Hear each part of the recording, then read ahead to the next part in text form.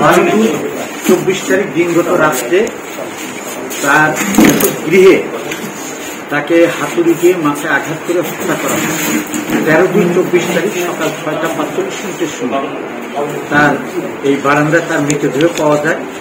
Police কর্তৃপক্ষ দিয়ে তদন্ত শুরু করে তদন্তের এক পর্যায়ে প্রতিবেশী বিশ্বজিৎ কুমার দাসকে আটক করলে সেই ঘটনার কথা স্বীকার করে এবং সে বলে যে আমি তাকে হাতুড়ি দিয়ে পিটিয়ে হত্যা করেছি এবং তার শরীরে থাকা স্বর্ণালংকার আমি ছিনিয়ে নিয়ে সরিষা বাজারস্থ তার নিজস্ব বিশ্বাস ইলেকট্রনিক্স দোকানে আমি সেটা রেখে দিয়েছি।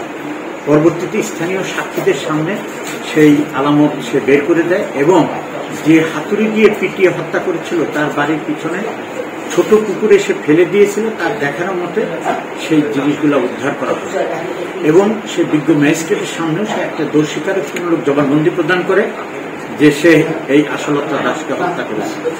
বিচারের জন্য বিজ্ঞ দায়রা জজ বাহাদুর আদালতে আসে, তার বিরুদ্ধে অভিযোগ গঠিত হয়। আমরা মোট রাষ্ট্রপক্ষ থেকে 26 জন সাক্ষী সাক্ষ্য প্রদান করেছি।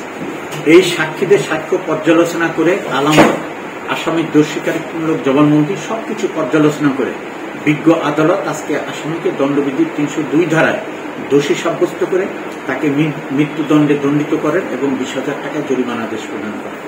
আমি মনে করি যে এই দণ্ডাদেশের দ্বারা ন্যায় বিচার প্রতিষ্ঠিত হয়েছে এবং এইটা সমাজের জন্য একটা মেসেজ, একটা সংবাদ যে অপরাধ করলে কেউ পার পায় না, অপরাধ করলে তাকে সাজা পেতে হয়। এবং এই মামলাটার মধ্যে দিয়ে আরেকটা বিষয় আমরা বলতে চাই যে 12/2/24 তারিখের ঘটনা আজকের মধ্যে সেটা রায় হয়ে গেল, অর্থাৎ বিচার নিষ্পত্তি হয়ে গেল। এই অল্প সময়ের মধ্যে আমাদের এই বিচার কাজ সম্পন্ন করা সম্ভব হয়েছে বিজ্ঞ আদালতের দিক নির্দেশনা এবং তদন্তকারী সংস্থা পুলিশ বিভাগের দ্রুতগতিতে এই তদন্ত কাজ সম্পন্ন করার মধ্যে দিয়ে আমরা চেষ্টা করেছি স্বল্প সময়ের মধ্যে মামলাটার বিচার শেষ করার জন্য। আমার বিশ্বাস এই চেষ্টা অব্যাহত থাকলে দ্রুত মামলার বিচার নিষ্পত্তি হবে এবং মামলার জট কমে যাবে। আমি এই মামলার রায় সন্তুষ্ট। আসামির কিছু